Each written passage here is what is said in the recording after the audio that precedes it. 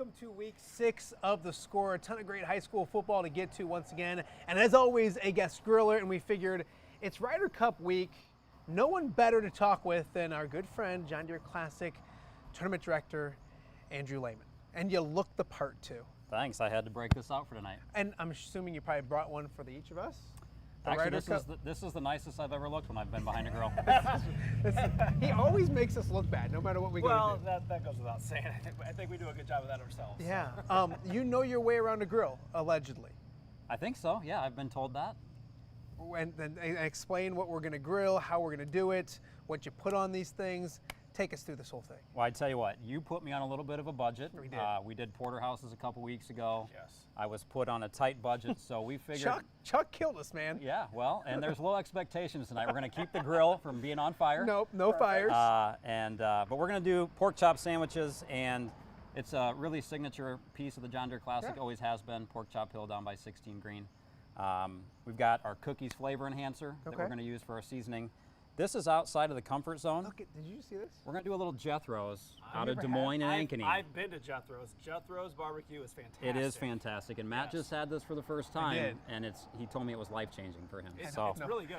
It's really good. That was the exact words. I'm excited about that right there. So we have a really good, we're looking good right now. We got some pork chops going on the grill. We got a lot of high school football. And Corey will start in Geneseo with a rivalry that was supposed to go the other way. This is an interesting one. So yeah, we talked to Larry Johnson earlier today, and he was excited about this matchup between Geneseo and Sterling, and we'll pick this one up in the first quarter. Leafs face 4th and 11 when A.J. Weller connects and rolls out to hits Luke Johnson. That's a 12-yard gain and a first down. It leads to Braden Combs.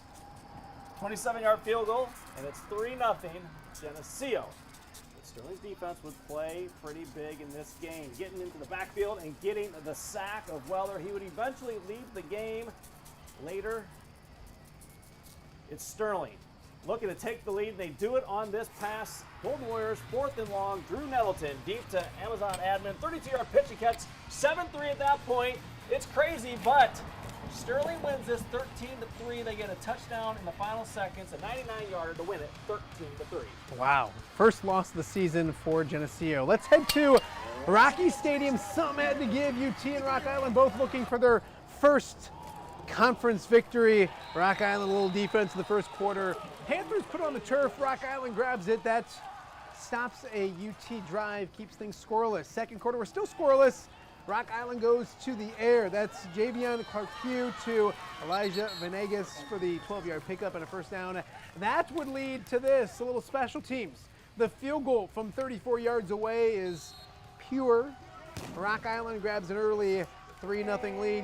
United Township, though, would get right back to work. They got a young sophomore workhorse at running back, Isaiah Navarrete, and he looked the part here in the second quarter. Check out this run. Bounces outside and then goes head over heels for that pickup. 30 yards and a first down. UT keeps it on the ground. Christopher Ward goes right up the middle and rumbles 25 yards as well.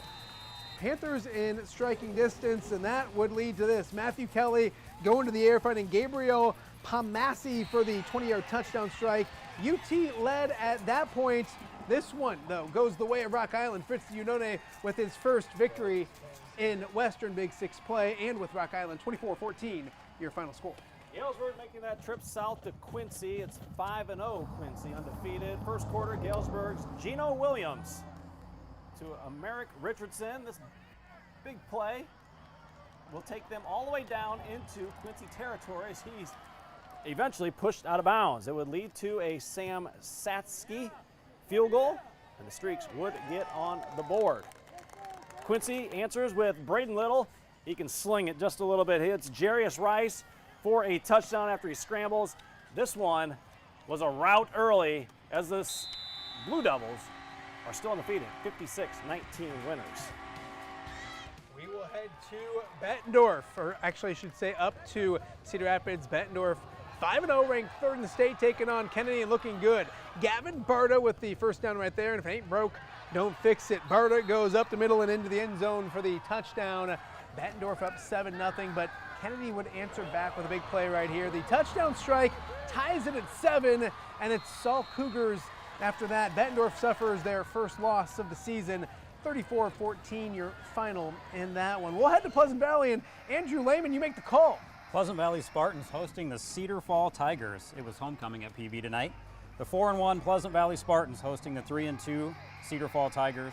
With 7 minutes left in the first quarter on the opening drive, Coy Kipper's handoff to Harvey works beautifully, and Harvey easily finding his way to the end zone for the first score. 7-0 Pleasant Valley. 5 minutes later, it's Kipper and Harvey again, running it in for the Spartans' first down. One play later, Pleasant Valley is going to run it again. This time, Tate Lyon, who barely misses the end zone. So close. Harvey's going to look around and dive into the end zone himself. It's now 14-0 PV. Ooh, Andrew Lehman, well done. But we're my not done friend. yet. In the second quarter, Cedar Falls trying to make something happen. It's a long lob downfield, and it's intercepted by Harvey, who had a fantastic game tonight. Pleasant Valley wins this one, 31-28. I feel like he could do this job. No surprise Better there, than us. right? What a matchup in 4A. North Scott at Xavier. A rematch of last year's state semifinals. Lancers would get on the board. Kyler Girardi looking to find the end zone, and he gets in for a touchdown to make it 7-0. Next, it would be Girardi looking downfield, and this time he will connect with Cash Bow. Saints say it's no good, but he does toe tap to get in. It's 14-0 at that point, but then the Saints answer, and they do it in a big way. They go to the bag of tricks. It's a flea flicker. Carson Slaughter receives a pitch and launches a pass to wide open Colton Beasler-Weber. He gets lost on the sidelines. This one was close. Lancers lose 26-20. A marquee matchup in 3A. 4-1 Mount Vernon, 4-1 Assumption. First game at Mount Vernon's new football stadium cost about $7 million. That's tournament director money right there. Knights trailing 10-0 at the break. Come out swinging in the third. Jake Timmons, a short pass to Lane Girardi makes some guys miss. It's good enough for 19 yards and a first down. Knights take advantage. Timmons with the quarterback keeper gets into the end zone for the touchdown. Assumption on the board cuts the lead to 10-7. Later in the third, Assumption trailing 17-7, but driving. 3rd and 11, Timmons calls his own number, stays on his feet, picks up the first down, but Assumption cannot capitalize. The Mustangs get the ball back, they find the end zone, and it's Assumption falling for the second time this season. First time in district play, Mount Vernon wins this one 24-7, your final in that one. 3-2 Muscatine are on the road at Linmar. Muskies opening drive. And they're going to keep it on the ground, and who do they give it to? Well, nobody else but Ty Kozad. He'll do the rest, picks up the first down, but the ball pops out. Don't worry, he's got a teammate there to pick it up. Gage Curtis recovers. Very next play, they go back to Kozad. Even fakes Camille out. No. 74 yards, you're not going to catch him. The kid's fast, and it's 7-0 Muscatine. After back-to-back touchdowns from the Lions, a big third down for Muscatine. Curtis will air it out to Darnell Thompson. Nice grab here as he picks up the first down. Muscatine had to settle for a field goal, but not an easy one. Jackson Ottmer knocks in the 36-yarder. Muscatine trails 14-10. The Muskies fall on the road 35-9. To Brady Street Stadium we go. Davenport Central hosting Iowa City High. Second quarter in this one, Blue Devils trying to get anything going. Sophomore quarterback Marcus Burton with the tough run right there, picking up about 7 yards. Not quite good enough for a first down. Iowa City High gets the ball back, and they hand it to Miles Parlett, and he finds nothing but daylight ahead. This one goes 67 yards. It made it 47-0 at the half. Central falls in this one, 61-0, your final score. Let's hop the river, a good one over in the track. Battle of Unbeatens, 5-0 Princeton, 5-0 Kiwani. Opening drive doesn't take long for the Tigers to score. William Lott to Noah Laporte, 33-yard touchdown. Tigers up 7-0. Second quarter, Kiwani answers 19-yard TD pass. Brady Clark to Colson Well-Lapped for the, and he gets into the end zone, I should say. That tied things up at 7 at recess. Second half, Princeton grabs all the momentum. Ace Christensen finds the corner, and check out the speed. He races it all the way down inside the 10, inside the 5, down to the 1-yard line. They punch it in. The very next play, and it's 14-7. Then later in the third, they add to it. It's Lott to Laporte again. Another touchdown, and it's Princeton looking really good, especially in the second half. They get that big old trophy, 37-14. Let's hear from the victorious Tigers. Oh, it feels amazing, that rivalry game. I mean, we knew this was the game on the calendar. And right there, we didn't execute in the first half, came out in the second half, totally new team. and right there, the result. We knew they were going to come over here and play us pretty tough. And, you know, to be honest, we didn't make a ton of adjustments in the second half. We just had to come out and execute better. And credit to our kids. They did a great job of making those adjustments, and the results kind of speak for themselves. Congrats to Princeton on that win. Let's go to unbeaten Morrison hosting 2-3 Sherrard. And the Tigers going to the air. Talon Anderson, 35-yard completion to Carter Brown. Very common connection there. Sherrard then will hand off to Garrett Woodward. He will get in, fighting for the end zone. He's in. That's a touchdown for the Tigers. Morrison on the ensuing kickoff would field it. Wait for it. Deep in their own end, and a big kickoff return here by Ryan Ryland. Avocado. Nice blocking. Good blocking, good tackling. Joe got a little worried. Joe was worried, but it eventually ends with this touchdown from Chase Newman, 3-yard touchdown, and Morrison still undefeated, 42-14 final. Let's go to Oran as they look to snap a 3-game skid, hosting Erie Prophetstown. Opening quarter, Chargers.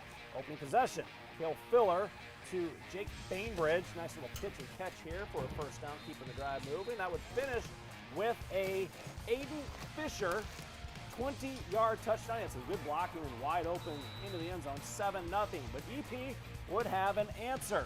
Jeremiah Kochevar in the flat to Dimitri Larson. Add on a penalty after this first down, and they're inside the 5-yard line. Eventually they score on a Justice Huff 2-yard touchdown. This one comes right down to the end.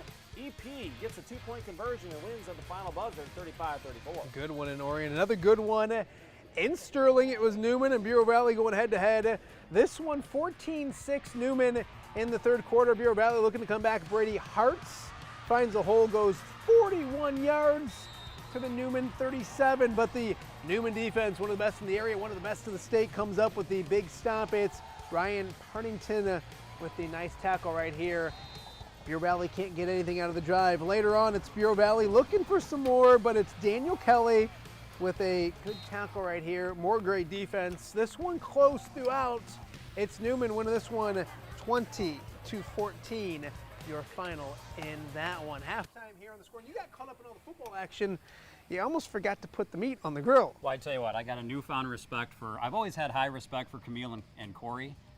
You are now held in the highest regard. Why because is that? That's hard. That's not easy. What I would really like the viewers to know, the script on your guys' paper was 10 times bigger than the script on mine. But here's But yours was typed out. yours was typed out nicely. And you kept me from going to the PV game tonight. I got 6 words on there. That's great. Yeah. That's great. You guys are real professionals. Running a golf tournament and charity is so much easier.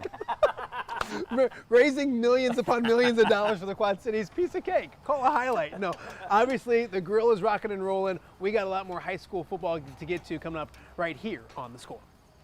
What's up, guys? My name is Logan Lee. Whenever I'm back in the Quad Cities, I always make sure to turn on my favorite TV show, The Score.